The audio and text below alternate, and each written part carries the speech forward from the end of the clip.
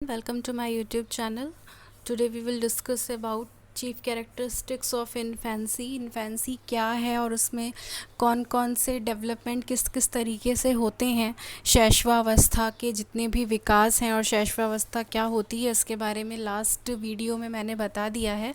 तो अब हम उसके कैरेक्टरिस्टिक्स के बारे में जानेंगे कि क्या क्या कैरेक्टरिस्टिक्स होते हैं। तो पहला है रैपिडिटी इन फिजिकल डेवलपमेंट।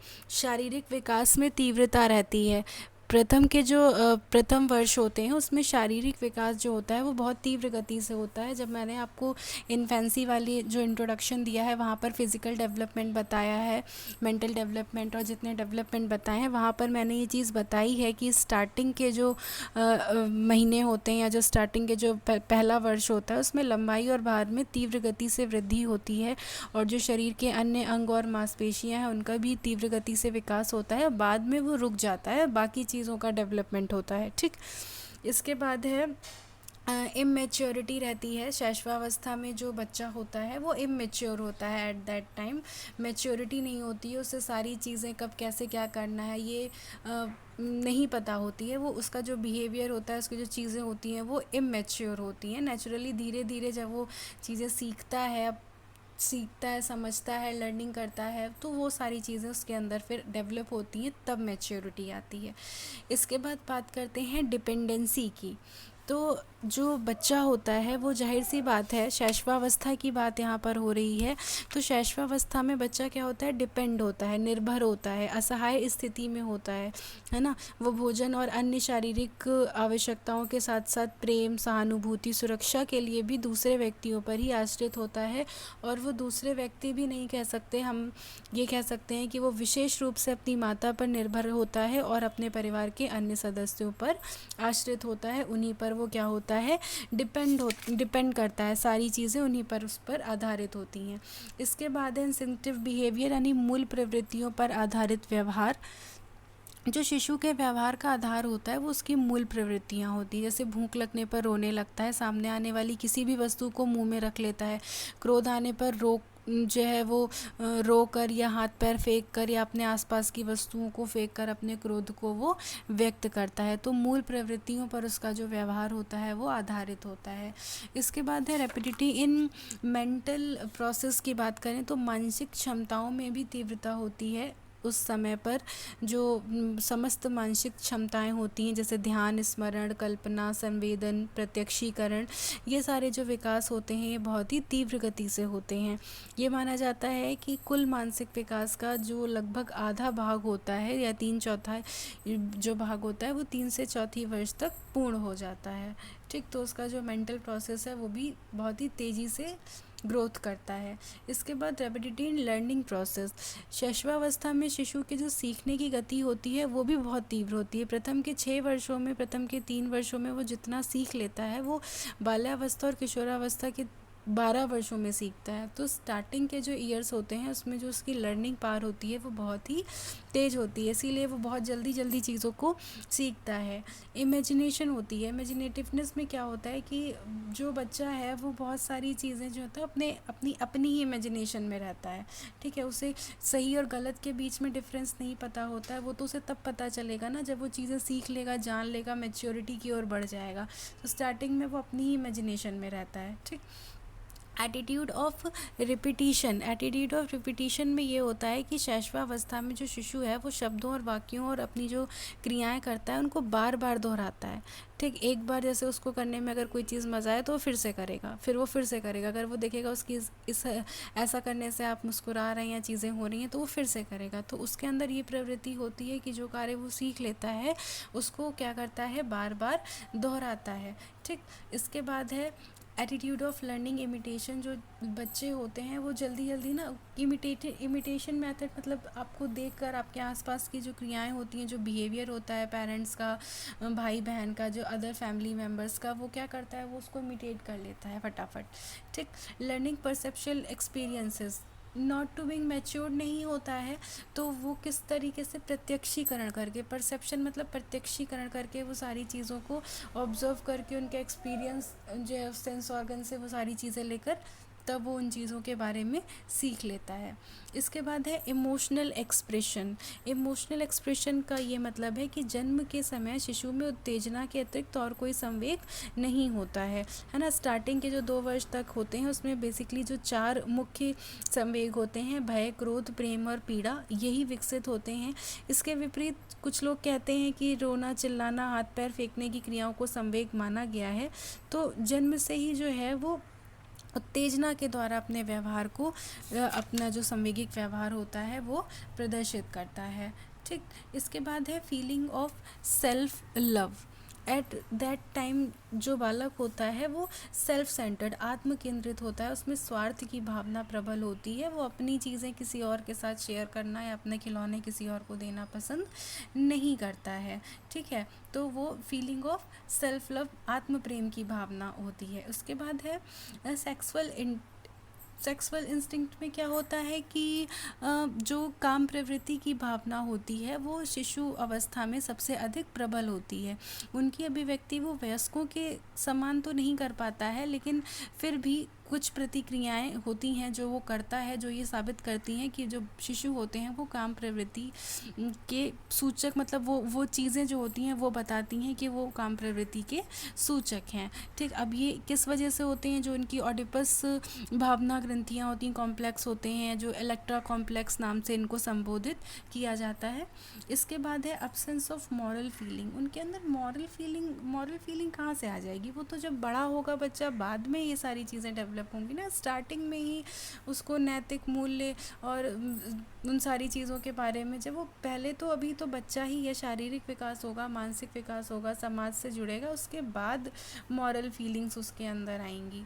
ठीक, tendency of playing alone and together. शैशवावस्था के जो बालक होते हैं वो जब अंतिम चरण में शैशवावस्था के होते हैं तो अपने हम उम्र के बालकों के साथ खेलना प्रारंभ कर देते हैं और वो दूसरे का सहयोगी बनने की कोशिश करते हैं। इसी तरीके से उनके अंदर सामाजिक भावनाओं का विकास शुरू हो जाता है। Development of social feeling. उनके अंदर सामाजिक भावनाओं का विकास इसी तरीके से शुरू हो जाता है। जैसे छोटा शिशु जो होता है वो अकेले खेलना चाहता है, लेकिन जैसे जैसे शैशवावस्था के अंतिम वर्ष में पहुँचते हैं, 3 वर्ष का जब हो जाता है, तो वहाँ पर सामाजिक भावना का विकास होने लगता है। उसे अन्य बच्चों के साथ खेलना पसंद आने लगता है, उनके साथ खिलौने खेलता है या फिर अलग अलग चीज़ें खेलता है, छोटे भाई बहनों के साथ खेलने लगता है, अन्य बच्चों के साथ। तो इस तरीके से वो अन्य बच्चों को अपना साझेदार बनाने लगता है, उनके अधिकारों का भी ध्यान रखता है, किसी को आप परेशान करें तो उनकी सहायता करने का भी प्रयास करता है। तो उसके अंदर शैशवावस्था के अंतिम वर्ष तक सोशल फीलिंग्स का डेवलपमेंट हो जाता है।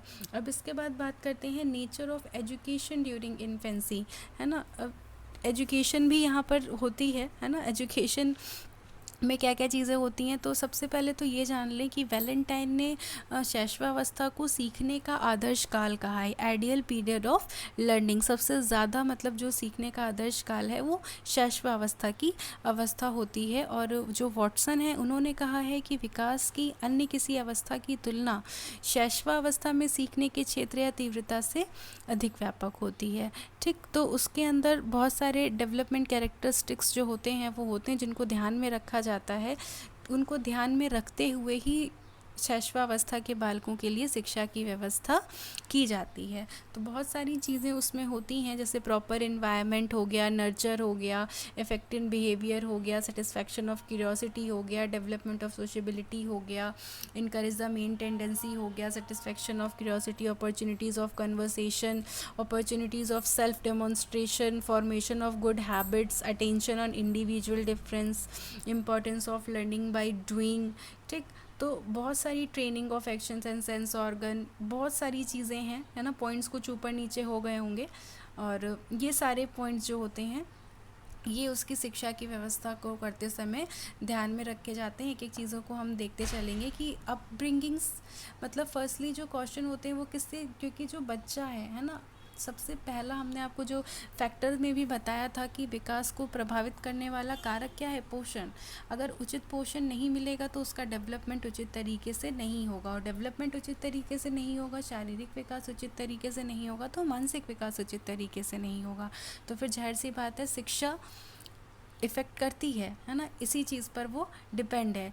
क्लीन इन्वायरमेंट, हेल्दी डेवलपमेंट के लिए ज़रूरी है कि जो इन्वायरमेंट हो वो क्या हो, बहुत ही अच्छा हो, प्रॉपर इन्वायरमेंट हो। अतः घर और प्राथमिक विद्यालय में उनको, शिशुओं को शांत, स्वास्थ्यवर्धक, सुरक्षित वातावरण उपलब्ध किया जाना चाहिए, है ना। अब वातावरण में यहाँ पर भौतिक और सामाजिक दोनों ही चीज़ें आती हैं, तो बच्चे के विकास के लिए जो इन्वायरमेंट होना चाहिए वो उचित होना चाहिए, ठीक।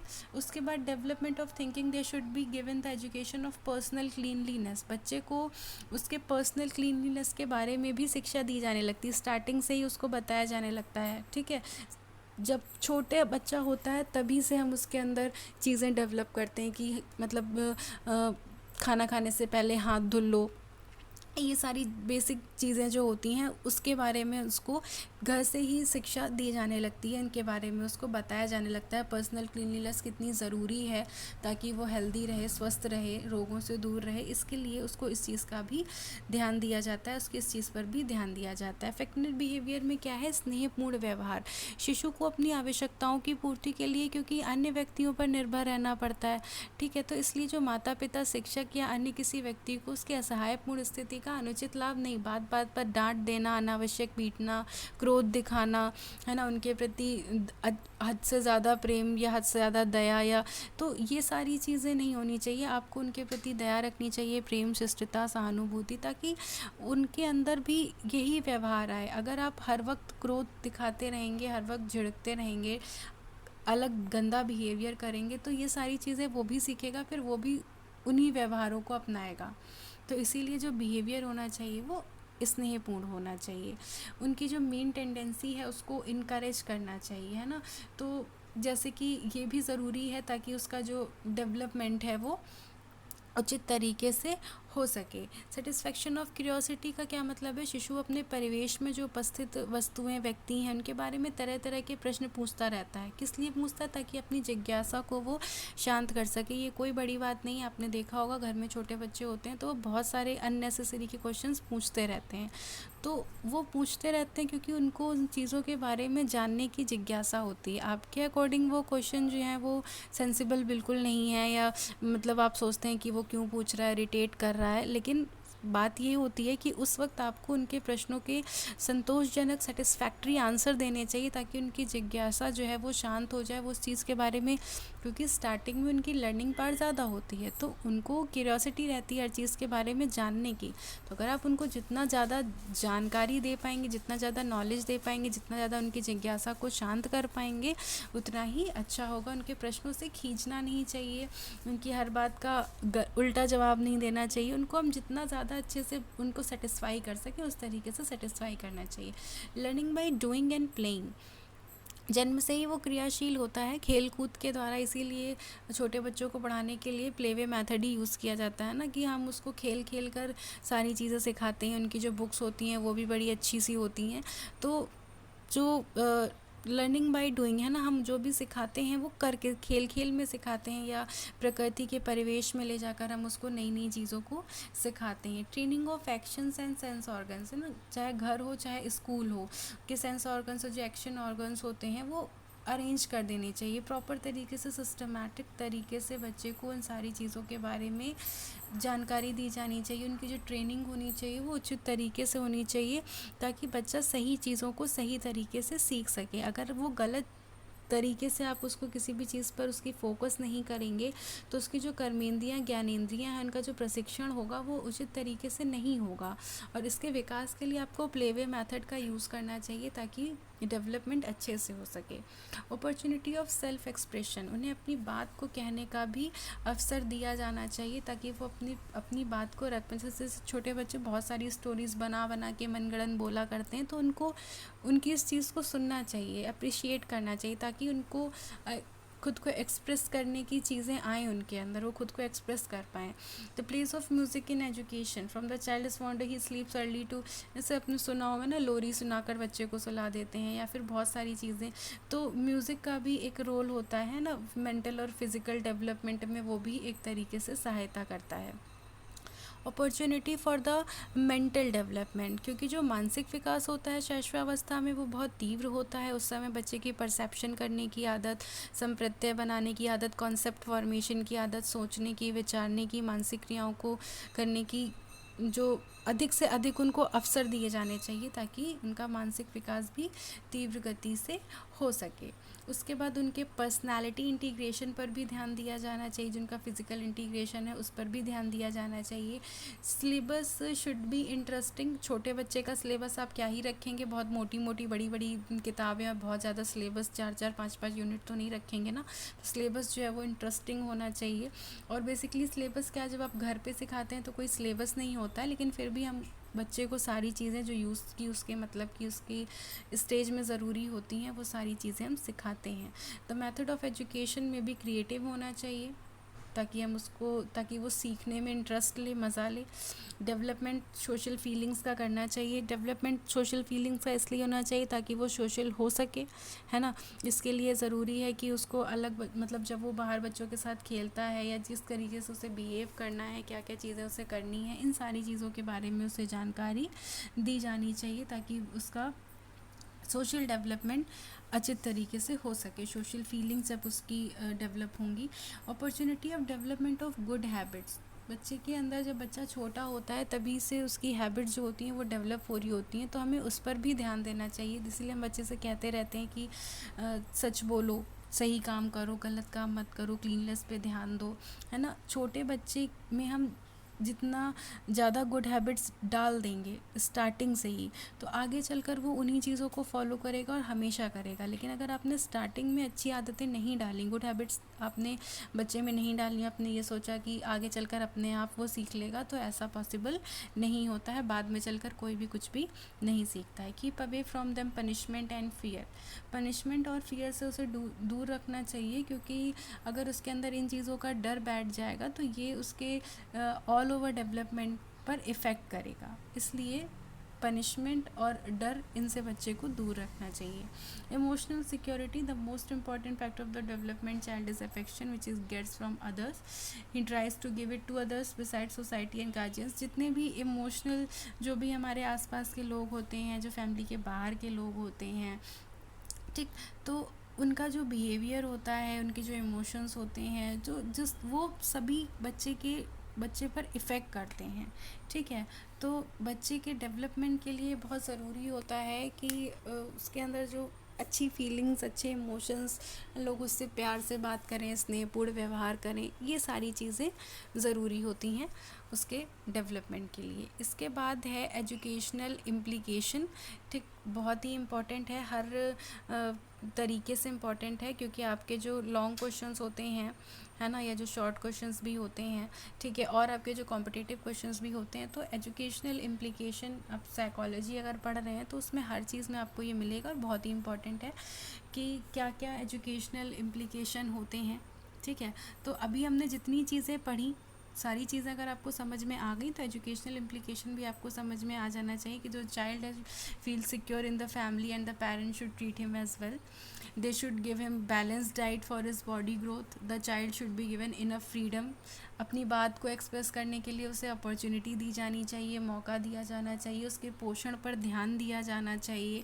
ओवर प्रोटेक्शन, अंडर प्रोटेक्शन, ये सारी चीज़ें अवॉइड की जानी चाहिए, ठीक। प्ले वे मेथड से उसे सिखाना चाहिए ताकि सारी चीज़ों को वो सीख सके, गुड हैबिट्स उसके अंदर डालनी चाहिए। ये सब एजुकेशनल इम्प्लीकेशन है शैशवावस्था के। किस तरीके से उनका मतलब शैशवावस्था में शिक्षा का क्या महत्व है, तो यही महत्व है। जब आप उसको अच्छा एनवायरनमेंट देंगे, प्रॉपर डाइट देंगे, प्रॉपर उसको न्यूट्रिशन मिलेगा, अच्छी हैबिट्स का निर्माण होगा, तो उसका मेंटल डेवलपमेंट सही से होगा, सोशल होगा, वो बच्चा मेंटल एक्टिविटीज़ सही से करेगा, उसका जो बिहेवियर होगा वो अच्छा होगा। तो ये सारे इसके शैक्षिक महत्व हैं। तो इसी के साथ इन्फेंसी स्टेज जो है उसकी जितनी भी चीज़ें थी वो हमने कवर कर दी हैं। और अब हम नेक्स्ट के बारे में पढ़ेंगे, चाइल्डहुड के बारे में, अपने नेक्स्ट वीडियो में। तब तक वीडियो को शेयर कर दीजिएगा, सब्सक्राइब कर लीजिएगा चैनल को और बेल आइकन प्रेस कर लीजिएगा ताकि आपको नेक्स्ट वीडियो का नोटिफिकेशन मिल सके। Thank you.